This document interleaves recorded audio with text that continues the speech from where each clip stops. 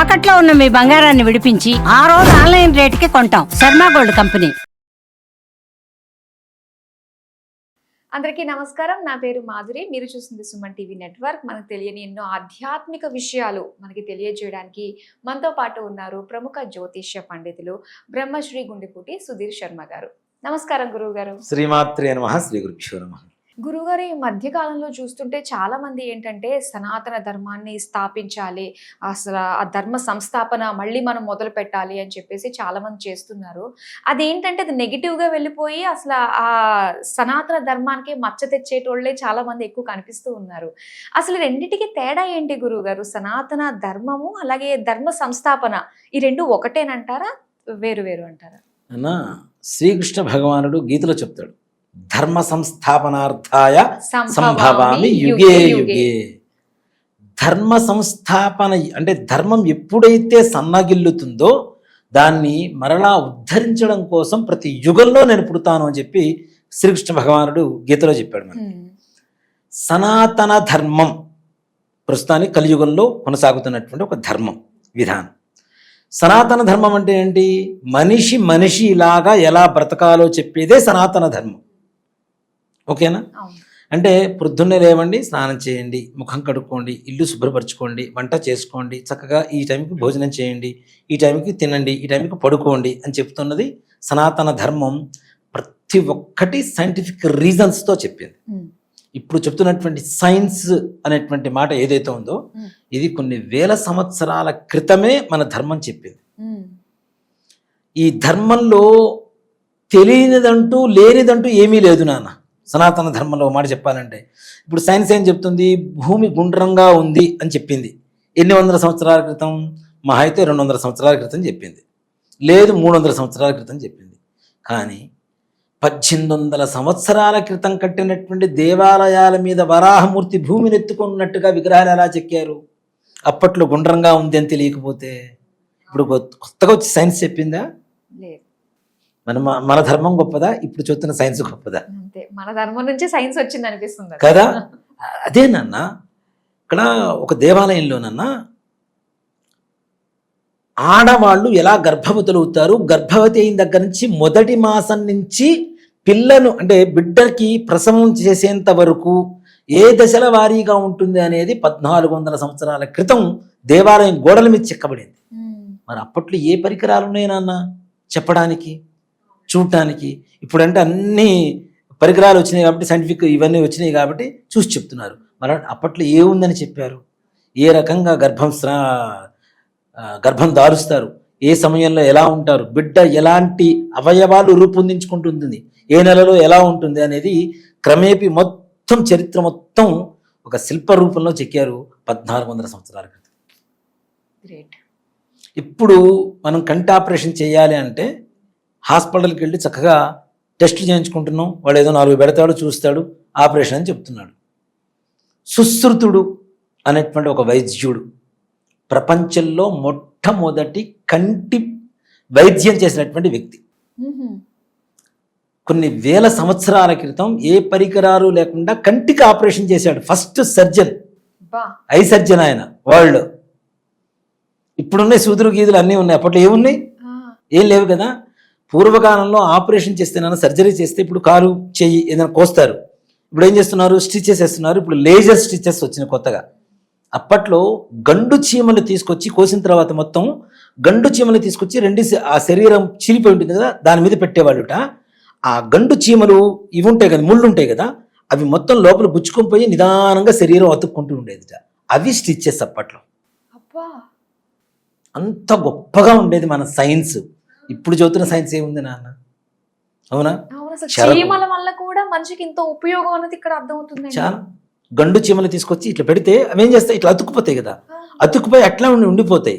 ఆ ముళ్ళు లోపలికి అట్లా గుచ్చుకొని పోతూ ఉంటే నిదానంగా వాటి వల్ల ఏ రకమైనటువంటి సైడ్ ఎఫెక్ట్స్ ఉండవు. ఆ చీమలు పుట్టిన దానివల్ల అవి శరీరం నిదానంగా అతుక్కుపోయి పుండు మారిపోయేది. అంత గొప్పగా సర్జరీలు చేసేవాళ్ళు. ఇప్పుడు మనం చేస్తున్న సర్జరీ, ఈ సర్జరీలే ఉన్నాయి. అన్ని పరికరాలు వచ్చిన తర్వాత అందరూ చేస్తారు. ఏమీ లేనప్పుడు చేశాడు కదా. కంటికి ఇప్పుడు మనకి సర్వేంద్రియానం నయనం ప్రధానం అని చెబుతాం. మన శరీరంలో ఉండేటువంటి వాటిల్లో అవయవాల్లో కళ్ళు చాలా ప్రధానం. కళ్ళు లేకపోతే ఏముంది ప్రపంచంలో ఏమీ చూడలేము మనం, అవునా?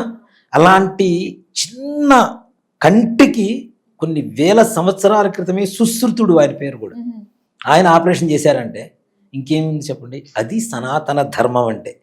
అంటే మనిషికి కావలసినటువంటి ప్రతి ఒక్క వస్తువు కానివ్వండి, ప్రతి ఒక్క అంటే అవసరాలు తీర్చేటువంటి విధానం కావచ్చు. ఇప్పుడు సేంద్రియంగా రైతులు పండిస్తుంటారు, ఆ పంటకి ఇప్పుడు తింటున్న పంటకి ఏమైనా సంబంధం ఉందా? రుచికి ఏమైనా సంబంధం ఉందా? రంగులు కూడా కొత్త కొత్తగా ఏవో రసాయన పదార్థాలు కెమికల్స్ వేసేసి పండిస్తున్నారు పండ్లు కూడా, అవి కూడా ఒరిజినల్ లేవు మన దగ్గర, అవునా? మరి పూర్వకాలంలో ఇవన్నీ లేకముందే పండు పండేంత వరకు చక్కగా పంటలు వేసి ఎరువులు వేసి పండించారుగా. అదే ఇన్ని వేల సంవత్సరాలైనా సరే మరలా రీసైక్లింగ్ అవుతుంది. సేంద్రియంగా పండించినటువంటి పంటలు, సేంద్రియమైనటువంటి పంటలు, ఆర్గానిక్ అని పేరు పెడుతున్నారు కదా. మరి ఇప్పుడు అదే ఆర్గానిక్ అంత డిమాండ్ ఎందుకు? మరి ఇదే ఆర్గానిక్ కదా కొన్ని వేల సంవత్సరాల క్రితం మన ధర్మం చెప్పింది, మన సనాతన ధర్మం చెప్పింది. ఇవన్నీ సనాతన ధర్మంలో ఉంటేనా ఎవరు ఏ రకమైనటువంటి పనులు చేయాలి, ఏ సమయంలో చేయాలి ఏంటి అనేటువంటిది సనాతన ధర్మం. ఇక ధర్మ సంస్థాపన అనేటువంటి విషయానికి వస్తే, ఎక్కడైతే రాక్షస పాలన జరుగుతూ ఉంటుందో ఆ పాలని అణగార్చి మరలా ధర్మం వైపు నడిపించడానికి వచ్చేటువంటిదే ధర్మ సంస్థాపన. ప్రస్తుతానికి ధర్మ సంస్థాపన చేసేంత శక్తి గల వాళ్ళు ఉన్నారు. నేను పార్టీల సంగతి చెప్పను, కానీ ఇప్పుడు నిజంగా మనం ఈ మాత్రం బ్రతుకుతున్నాము అంటే గత 14 సంవత్సరాల నుంచి ఉన్నటువంటి పరిపాలన కేంద్రంలో ఏదైతే ఉందో అది అదే కారణం అని చెప్పి గర్వంగా చెప్పుకోవచ్చు మనం, దాంట్లో అనుమానమేం లేదు. ఒక హిందువు కనీసం ఈ మాత్రం నిర్భయంగా బ్రతుకుతున్నాడు అంటే కారణం ఒక వ్యక్తి, ఒక పాలన, ఒక ప్రభుత్వం. అది ధర్మ సంస్థాపన, అవునా? ఎన్నో మనకి స్వాతంత్రం వచ్చి 75 సంవత్సరాలు అవుతుంది. 75 సంవత్సరాల ముందు పెట్టినటువంటి కొన్ని రూల్స్ని బ్రేక్ చేసి మరి మన హిందుత్వాన్ని కాపాడుతున్న అది ధర్మ సంస్థాపన అంటే, అవునా? ఒక్కడు చేయగలిగాడా? ఇంకా వాళ్ళకి సపోర్ట్ చేస్తూ మరి హిందూ దేశం అని చెప్పుకోవడం దేనికి? పాకిస్తాన్ ముషరఫ్ కూడా హిందుస్థాన్ అంటాడు, కానీ పాకిస్తాన్ అని పిలవడుగా మన భారతదేశాన్ని. మరి హిందుస్థాన్ అంటే హిందువులు స్థానమే కదా. మరి అలాంటి దాన్ని వేరే వాళ్ళకి సపోర్ట్ చేసినటువంటి ఇన్ని సంవత్సరాల కుట్రను ఒక్కసారి మొత్తం బ్రేక్ చేసేసి ధర్మ సంస్థాపన చేశారా లేదా? అది ధర్మ సంస్థాపన. నేను అదే చెప్తాను. నేను వ్యక్తి గురించి చెప్పొచ్చో లేదో నాకు తెలియదు. రామ ప్రతిష్ఠ జరిగింది అయోధ్యలో. జరిగినప్పుడు నేను ఒక్కటే మాట చెప్పా. ఈ మాటకి చాలా మంచి అప్రిషియేషన్ కూడా వచ్చి నాకు పెద్దవాళ్ళ దగ్గర నుంచి, కేంద్ర మంత్రుల దగ్గర నుంచి కూడా. ప్రతిష్ఠ జరుగుతుంది కదా, దాని గురించి అసలు వివరించండి. బాలరాముడి ప్రతిష్ఠ జరుగుతుంది కదా అంటే నేను ఒకటే మాట చెప్పా. త్రేతాయుగంలో లంకలో ఉన్న సీతని రాముడు దగ్గర చేర్చినటువంటి ఆయన ఆంజనేయ స్వామి వారైతే 500 సంవత్సరాల క్రితం దూరమైనటువంటి రాముణ్ణి భారతదేశంలో ఉన్న ప్రతి హిందువు హృదయ మందిరంలో దగ్గర చేర్చిన కలియుగ హనుమంతుడు మోడీ గారని చెప్తా. నిజమేనండి, అంతే కదా. మనకు దగ్గర చేర్చిన కలియుగ హనుమంతుడు ఆయన. ఒక మాటలో చెప్పాలి అంటే అది ధర్మ సంస్థాపన. ఏదైతే ఒక దేశానికి, ఒక ప్రాంతానికి ఉండేటువంటి ధర్మం ఏదైతే ఉంటుందో ఆ ధర్మం ఎక్కడైతే సన్నగిల్లుతూ ఉంటుందో దాన్ని పునరుద్ధరణ చేయడానికి, సంస్థాపన చేయడానికి పుట్టుకొచ్చేటువంటి కొంతమంది మాత్రమే యుగ పురుషులు ఉంటారు. అలాంటి వాళ్ళలో ఈయన ఒక ఆయన గ్యారంటీ చెప్పుకోవచ్చు. మరో ఛత్రపతి శివాజీ గారు అని చెప్పుకోవచ్చు ఆయన్ని. కాబట్టి అది ధర్మ సంస్థాపన అంటారు. సనాతన ధర్మం అంటే మనం పూర్వం నుంచి వస్తున్నటువంటి ఒక సంప్రదాయం, ఒక అలవాట్లు, మన మానవుడు బ్రతకడానికి కావలసినటువంటి ఒక కట్టుబాటు. మనం ప్రతి ఒక్క దాంట్లో వెతికినా సైన్సే కనపడుతుంది, అంతకుమించి వేరే ఏం కనపడదు. మరి ఇంత ట్రాన్స్పరెంట్ గా ఉన్న సనాతన ధర్మాన్ని ఇది ఒక మతంగా ఎందుకు మార్చేస్తున్నారండి? అదే కదా నాన్న, హిందూ మతం అంటున్నారు. హిందూ మతం కాదు, హిందూ ధర్మం. మతం కాదు, హిందూ ధర్మం. ఈ ధర్మం ఇప్పుడు ఏమవుతుందంటే రాను వేరే మతస్థుల్లో చేతిలోకి ఇరుక్కుపోతుంది. దానికి కూడా కారణం మనమేం చెప్తాం, మన హిందువులమే. ఇప్పుడు ఒక గొర్రె ఉంటుంది నాన్న, ఒక గొర్రె ఒక దారిలో పోతుంటే మిగిలిన గొర్రెలు మొత్తం అదే దారిలో వెళ్ళిపోతూ ఉంటాయి, దారి తప్పకుండా, అవునా? అలాంటి వాళ్ళే మన హిందువులను కూడా చెప్తాను. గొర్రెలను వేరే వాళ్ళని పిలుస్తున్నారు కానీ కాదు, మనమే గొర్రెలు. అంటే ఎందుకు మనం అంత స్ట్రాంగ్ గా ఎందుకు ఉండలేకపోతున్నాం అంటారు? ఇక్కడ నాన్న ఒకటి చెప్తా. వాళ్ళు మన మతంలోకి వస్తున్నారు, మనల్ని వాళ్ళ మతంలోకి తీసుకెళ్తున్నారు. నాకు అర్థం కాని పరిస్థితిలో ఉన్నాం ఇప్పుడు ప్రెసిడెంట్. మొన్నటి వరకు అయ్యప్ప స్వామి దీక్ష, ఆంజనేయ స్వామి దీక్ష, దుర్గా భవానీ దీక్ష, వెంకటేశ్వర స్వామి వారి దీక్ష, ఇట్లా శివ దీక్ష, ఇవన్నీ మనం చేస్తూ ఉన్నాం. మాలలు చేస్తూ ఉన్నారు, వేసుకుంటున్నారు, ఇరుములు కట్టుకుంటున్నారు, వెళ్ళిపోతున్నారు. సరికొత్తగా వచ్చినటువంటి కొన్ని మాలలు దీక్షలు ఉన్నాయి, మీరు విన్నారో లేదో. మేరీ దీక్ష, ఓహో, ఏసు మాల, ఏసు పడి పూజ, ఏసు లడ్డు, ఏసు దద్దోజనం, ఏసు పులిహోర, ఏసు చక్ర పొంగలి, ఏసు సుప్రభాతం, ఏసు అష్టోత్తరం, ఏసునాథాయ విద్మహే మేరీ పుత్రాయ ధీమహి తన్నో ఏసునాథ ప్రచోదయాతు, ఏసు గాయత్రి. వీళ్ళందరూ ఏం చేస్తున్నారు, ఇప్పుడు హోమం కూడా చేయడం మొదలుపెట్టారు. ఓకే, మన దారిలోకి వచ్చి మనల్ని వాళ్ళ దారిలోకి మళ్లించుకునేటువంటి విధానం.